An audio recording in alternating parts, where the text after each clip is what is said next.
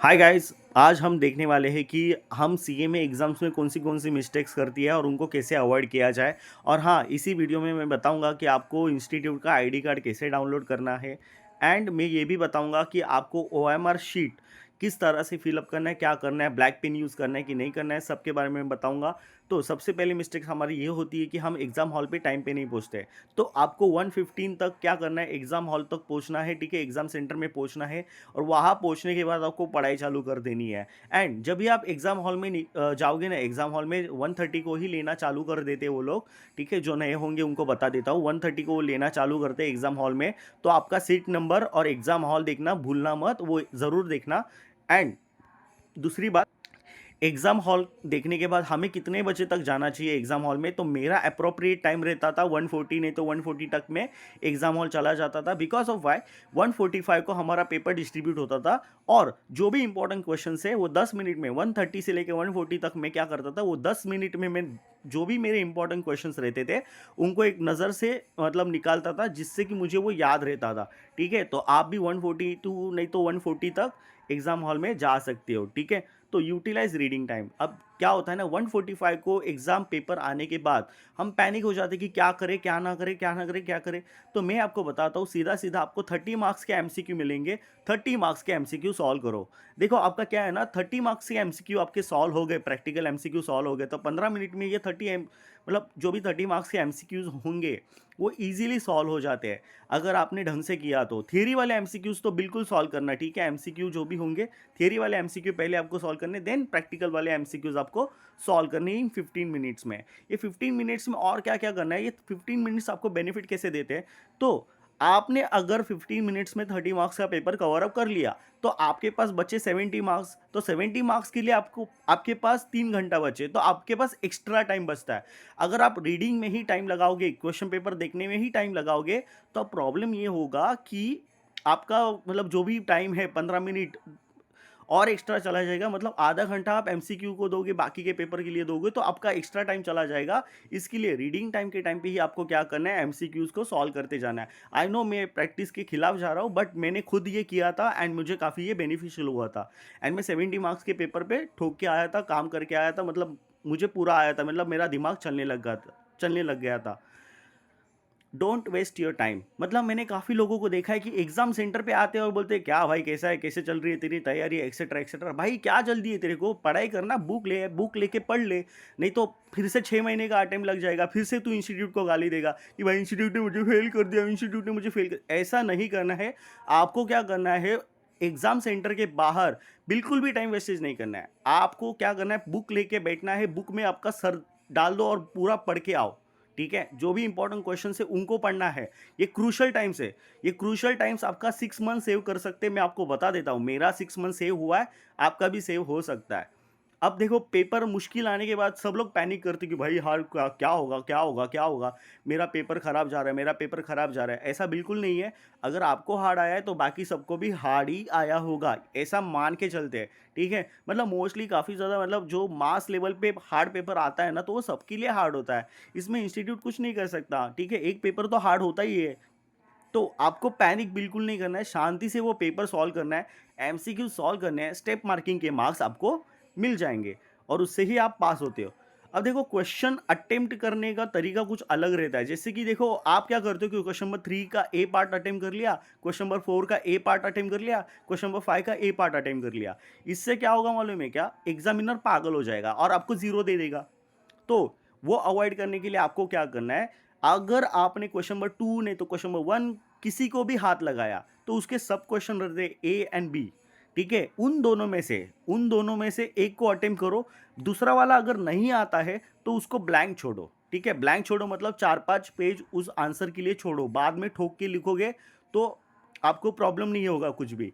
ठीक है, जब ही बाद में याद आया कि हाँ यार, ये क्वेश्चन का मेरे को अभी याद है, तो मैं उधर लिख लेता हूँ अभी। तो उस तरह से आप क्या कर सकते हो, पेजेस रख के जा सकते हो आगे। ठीक है, आप कौन से भी सीक्वेंस में अटेम्प्ट कर सकते हो, ऐसा कुछ इशू नहीं है। बट हाँ, सब क्वेश्चन आप कौन से भी सीक्वेंस में अटेम्प्ट नहीं कर सकते। मेरा मतलब ये है कि क्वेश्चन नंबर 3 का ए अभी अटेम्प्ट कर लिया, देन इसके बाद क्वेश्चन नंबर 5 का ए अटेम्प्ट कर लिया, देन क्वेश्चन नंबर 6 का ए अटेम्प्ट कर लिया। ऐसे आप नहीं कर सकते एक साथ तीन ए वाले क्वेश्चन नहीं अटेम्प्ट कर सकते। आपको क्वेश्चन नंबर 3 का ए एंड बी, इन दोनों में ऐसा आप पहले बी अटेम्प्ट किया, देन उसके बाद ए अटेम्प्ट किया, पहले ए अटेम्प्ट किया फिर बी अटेम्प्ट किया, इस तरह का चल सकता है, इतना ध्यान रखना। बट आप ये एक-एक मतलब पर्टिकुलर क्वेश्चन का सब क्वेश्चन एक-एक करके नहीं कर सकते। आपको पेजेस छोड़ने पड़ेंगे। जैसे कि मैंने बोला कि क्वेश्चन नंबर 3 का ए पार्ट है, तो ए पार्ट होने के बाद बी वाला पार्ट अगर आपको आता नहीं है तो उसके लिए पेजेस छोड़ो। आप क्वेश्चन नंबर 6 नहीं तो 7 पे जाओ, उधर का क्वेश्चन करो। अगर उधर का भी आपको क्वेश्चन नंबर ए आता है तो वो क्वेश्चन ए करो, ठीक है? देन उसके बाद क्वेश्चन नंबर बी के लिए आप पेजेस छोड़ो। तो एग्जामिनर को क्या लगेगा कि हाँ भाई ये क्वेश्चन है तो ये क्वेश्चन का दूसरा वाला पार्ट इधर ही होगा। वो आपका पेजेस घूमता नहीं बैठेगा, वो पागल हो जाएगा और ज़ीरो दे देगा आपको। तो आपको एग्जामिनर को पैनिक बिल्कुल नहीं करना है। उसको भाई बताना है कि भाई मैंने किस तरह से किया है, क्या किया है, ठीक है? अब क्या करता है इंस्टीट्यूट, क्या करता है, आपने 6 क्वेश्चंस अटेम्प्ट कर लिए, ठीक है? 6 क्वेश्चंस अगर आपने अटेम्प्ट कर लिए तो इंस्टीट्यूट बेस्ट ऑफ 5 देता है। बेस्ट ऑफ 5 मतलब जिसके भी ज़्यादा मार्क्स होंगे उसको वो काउंट करता है। मतलब आपने 6 क्वेश्चंस अटेम्प्ट कर लिए तो 6 क्वेश्चंस में इंस्टीट्यूट देखता है कि किसका ज़्यादा मार्क्स है। तो इंस्टीट्यूट उस तरह से मार्क्स देता है, जो ज़्यादा मार्क्स रहेगा उसको ही गिनती लेता है मार्किंग सिस्टम में, ठीक है? तो आप कौन सा भी अटेम्प्ट करके आओ, कोई इशू नहीं है। 6 के 6 नहीं तो 7 के 7 क्वेश्चन अटेम्प्ट कर भी दिए तो भी कोई प्रॉब्लम नहीं है। अगर टाइम पास करते बैठे हो, आपका पेपर पहले ही हो चुका है, क्वेश्चन नंबर 5 के 5 ही क्वेश्चन हो गए तो 2 क्वेश्चन एक्स्ट्रा सॉल्व कर दो, 15 मिनट में ठोक के आओ, कुछ भी क्या फ़र्क पड़ता है। अभी ओएमआर शीट में कैसे करना है, क्या करना है, उसके बारे में बताता हूँ मैं आपको। ये देखो इस तरह से आपकी ओएमआर शीट होती है, ठीक है? यहाँ पे देखो, यहाँ पे दिखा है कि मीडियम कौन सा है, तो इंग्लिश मीडियम होता है। यहाँ पे बारकोड रहता है, ठीक है? यहाँ पे बारकोड रहता है, वो बारकोड इंस्टीट्यूट वाले ही लगाते हैं, मतलब जो रहते हैं ना पेपर वाले देखने वाले सुपरवाइजर, वही देखते हैं। एंड देन यहाँ पे रोल नंबर होता है। यहाँ पे रोल नंबर भी आपको पेन से ही करना है सब कुछ। ये सब कोड वो आपको कौन बताएंगे, इनवेलिजिटेटर जो भी होंगे ना वहाँ पे, वो बताएंगे आपको कि ठीक है सब्जेक्ट का कोड क्या है। देन उसके बाद रोल नंबर को भी आपको पेन डाउन करना है, पेन से करना है, पेंसिल से बिल्कुल नहीं करना है। यहाँ पे डेट ऑफ एग्जामिनेशन आएगा। अब यहाँ पे बड़ा बड़ा मुश्किल रहता है कि भाई हम किस तरह से रोल नंबर इन वर्ड्स लिखे। तो इस बच्चे ने लिखा है कि भाई 6,08,671, इस तरह से बिल्कुल नहीं लिखना है। आपको क्या करना है, आपको बस नंबर लिखने हैं, ठीक है? 68671, इस तरह के नंबर लिखने हैं, बस दैट्स इट, इससे ज़्यादा कुछ नहीं लिखना। इसके बाद यहाँ पे ग्रुप 1 एंड यहाँ पे सब्जेक्ट नाम आपका जो भी होगा वो लिखना है आपको, ठीक है? देन इसके बाद यहाँ पे देखो ओएमआर का शीट में इधर ही मिलता है आपको। तो ओएमआर की शीट में भी आपको क्या करना है, पेन से ही करना है।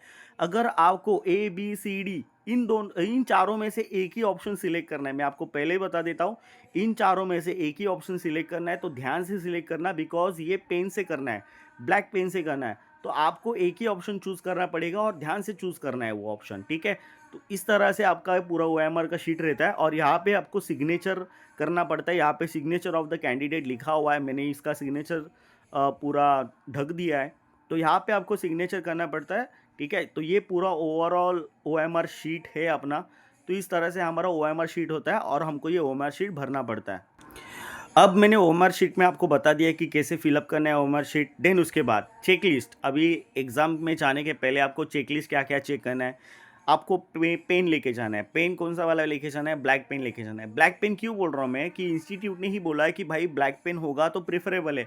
बिकॉज अभी क्या है ना, पेपर स्कैन होते हैं, ठीक है? पेपर स्कैनिंग होता है और पेपर स्कैनिंग वाले ही एग्जामिनर के पास जाते हैं, ठीक है? तो उसको चेकिंग के लिए ईजी पड़ता है। ब्लैक पेन जो है वो स्कैनिंग के लिए प्रेफरेबल होता है काफ़ी ज़्यादा। तो अगर आप ब्लैक पेन यूज़ करते हो तो अच्छी रहेगा, प्रेफरेबल है, ठीक है? ब्लू पेन थोड़ा कम ही यूज़ करना, ब्लैक पेन ही यूज़ करना मेरे हिसाब से। देन पेंसिल, रबर, स्केल ये लेके जाना है। वाटर बॉटल लेके जाना है भाई, पानी नहीं मिलता, कुछ कुछ सेंटर होते वहाँ पे पानी भी नहीं मिलता, तो आपको पानी का बॉटल लेके जाना है। क्योंकि क्या है ना, एग्जॉस्ट होता है आपका, मतलब पूरा ब्रेन एग्जॉस्ट होता है, पानी की नीड होती है आपको। And your brain is like made from water, so पानी का बॉटल ज़रूरी है अपने के लिए। एडमिट कार्ड का जेरोक्स है ना, ब्लैक एंड वाइट होगा तो भी चलेगा, कलर वाला जेरोक्स होगा तो भी चलेगा, दोनों में कोई प्रॉब्लम नहीं है। बट पैन कार्ड और आधार कार्ड ये ओरिजिनल वाला लेके जाना है आपको, ठीक है? पैन कार्ड या फिर आधार कार्ड जो भी ओरिजिनल वाला होगा वो आपको लेके जाना है। अब इंस्टीट्यूट का आईडी कार्ड का जेरोक्स लेके जाना है। अब इंस्टीट्यूट का आईडी कार्ड कैसे डाउनलोड करते हैं वो भी बताता हूँ मैं आपको। अब मैं बताता हूँ कि इंस्टीट्यूट का आईडी कार्ड कैसे डाउनलोड करते हैं। मोस्ट ऑफ द स्टूडेंट्स को नहीं पता होता कि कैसे डाउनलोड करते हैं। यहाँ पे आपको क्या करना है, एडमिशन सेक्शन में जाना है। एडमिशन सेक्शन में जाने के बाद ऑनलाइन एडमिशन पे आपको सिलेक्ट करना है। ऑनलाइन एडमिशन में सिलेक्ट करने के बाद आप इंटर वाले हो तो इंटर की इसमें जाना है। इंटर में इसके जाने के बाद यहाँ पे प्रोसीड पे जाना है, ठीक है। प्रोसीड में जाने के बाद यहाँ पे स्टूडेंट का लॉगिन आएगा। आपका जो भी आईडी पासवर्ड होगा वहाँ पे डाल के कैप्चा डाल के लॉगिन कर लेना है। लॉगिन करने के बाद यहाँ पे आपको एक ऑप्शन आएगा, ठीक है, जैसे कि मैंने यहाँ पे किया हुआ है, तो ऑप्शन आएगा, या ऑप्शन पे सिलेक्ट करना है। ऑप्शन पे सिलेक्ट करने के बाद आपको यहाँ पे एक एक ये दिखेगा कि भाई कौन सा है, तो आपको व्यू स्टेटस पे जाना है। यहाँ पे व्यू स्टेटस लिखा हुआ है, यहाँ पे जाना है। देन उसके बाद व्यू स्टेटस पे आने के बाद आपको ये फिर से एक ऑप्शन दिखेगा ऐसा वाला, तो ये ऑप्शन पे सिलेक्ट करना है एंड आपका आईडी कार्ड डाउनलोड के लिए आ जाएगा। यहाँ पे देखो डाउनलोड आइडेंटिटी कार्ड, तो आप यहाँ से क्लिक करके डाउनलोड कर सकते हो और आप उसका प्रिंट निकाल के रख सकते हो, ठीक है। तो इस तरह से आपको क्या करना है, आईडी कार्ड डाउनलोड करना है इंस्टीट्यूट का, इंटर वाला। अब हमने इंस्टीट्यूट का आईडी कार्ड भी देख लिया। अब सेकेंड लास्ट चीज़ क्या है, दिमाग भी लेके जाओ, ज़रा दिमाग से खेलो, दिमाग भी लेके जाओ, दिमाग घर पे छोड़ के मत जाओ। और हाँ, कॉन्फिडेंस भर भर के होना चाहिए कि भाई सीएमए के एग्जाम्स दे रहे हैं, हम पास होके ही आएंगे। इस तरह का कॉन्फिडेंस चाहिए, एकदम मजबूत कॉन्फिडेंस चाहिए। पेपर खत्म होते ही सीधा घर निकलने का, सीधा घर निकलने का, किसी का इंतजार नहीं करने का। भाई मेरा दोस्त आ रहा है, मेरी बहन आ रही है, मेरे बेटे आ रहे हैं, मेरी गर्लफ्रेंड आ रही है, मेरा बॉयफ्रेंड आ रहा है, हम गुलू गुलू करेंगे, एक्सेट्रा एक्सेट्रा, कुछ नहीं करना है। सीधा एग्जाम होने के बाद सीधा सीधा घर के निकलना है पटाख से। घर पे निकलते ही नैप लेना है। नैप मतलब पावर नैप लेना है, एकदम मस्त से सो जाना है, आधा एक घंटा सो जाना है, ठीक है। आपका ब्रेन एग्जॉस्ट हुआ रहेगा, तो आप इधर उधर एनर्जी वेस्ट मत कीजिए कि भाई ये एमसीक्यू का क्या है आंसर, उसका क्या है, उसका क्या है, इसका क्या है, एक्सेट्रा एक्सेट्रा। ये बिल्कुल नहीं करना है। ये फालतूगिरी आप करते हो ना, इसके लिए आप फेल हो जाते हो, ठीक है। ये छोटी मोटी चीज़ है, आप वेस्टेज करते हो टाइम को और बोलते कि इंस्टीट्यूट फेल करता है, फेल करता है। बिल्कुल इंस्टीट्यूट फेल नहीं करता, आप ही बाबू सोना करते बैठते हो, इसकी वजह से प्रॉब्लम होता है। देन एग्ज़ाम को जाओगे तो मुश्किल पेपर आएगा, तो 100% अटेम्प्ट करना है। सबसे पहली बात, कुछ कोई भी एग्ज़ाम हो, 100% पेपर अटेम्प्ट नहीं किया तो आपके अटेम्प्ट लगने ही लगने हैं। 100% पेपर अटेम्प्ट करके क्या होता है कि आप एटलीस्ट पास हो सकते हो उसमें, मुश्किल पेपर हो या इजी पेपर हो, एटलीस्ट पास हो सकते हो, ठीक है। मिनिमम आपका क्राइटेरिया पास होने का रहता है, तो आप पास तो हो सकते हो, बट आप पास नहीं होते। और हाँ, आप फ्रूट कैरी कर सकते हो आपके साथ, ठीक है, मतलब एप्पल हो गया, नहीं तो बनाना विनाना, जो भी आप फ्रूट खाना चाहते हो फ्रूट कैरी करना, क्योंकि आपका बॉडी एग्जॉस्ट होता है एग्ज़ाम के आने के बाद एंड आपको कुछ ना कुछ खाने के लिए रखता है। तो पानी पूरी विनी पूरी मत खाते बैठना, सेहत के लिए हेल्दी नहीं होता। तो आपको कोई तो फ्रूट खाना है जिससे कि आपको एक एनर्जी आ जाए। नहीं तो एग्ज़ाम के पहले एंड एग्ज़ाम के बाद दोनों टाइम फ्रूट खा के जाना, और थोड़ा लाइट वाला फूड खाना, ठीक है। मतलब एग्ज़ाम में जाने के बाद लाइट वाला फूड खा के जाना, नहीं तो पूरा खाना वाना खा के जाओगे, ठीक है। मतलब ऐसा दाल भात रोटी जो भी है वो खा के जाओगे ना, तो नींद आ जाएगी आपको एग्जाम के टाइम पे। तो आपको वो नहीं करना है, आपको लाइट वाला खाना खाना है। लाइट वाला मतलब लाइट नहीं खाने बैठना है अपने को, लाइट फूड खाना है, ठीक है। वड़ा पाव विड़ा पाव ये सब बिल्कुल नहीं कुछ खाना है।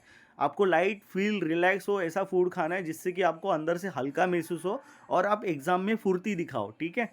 तो बस इतनी ही चीज़ें हैं। आपको ये पीडीएफ चाहिए तो आपको मिल जाएगा, ठीक है।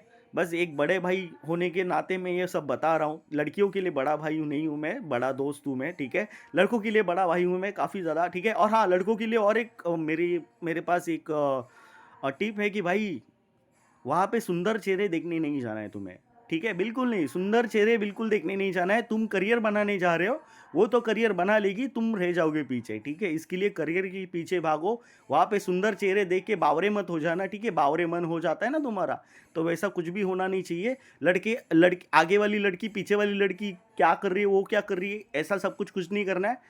नॉर्मली बिहेव करो। एग्जाम देने आए हो तो एग्जाम देने के जैसा बिहेव करना है, ठीक है। That's it from my side. Thank you, bye bye.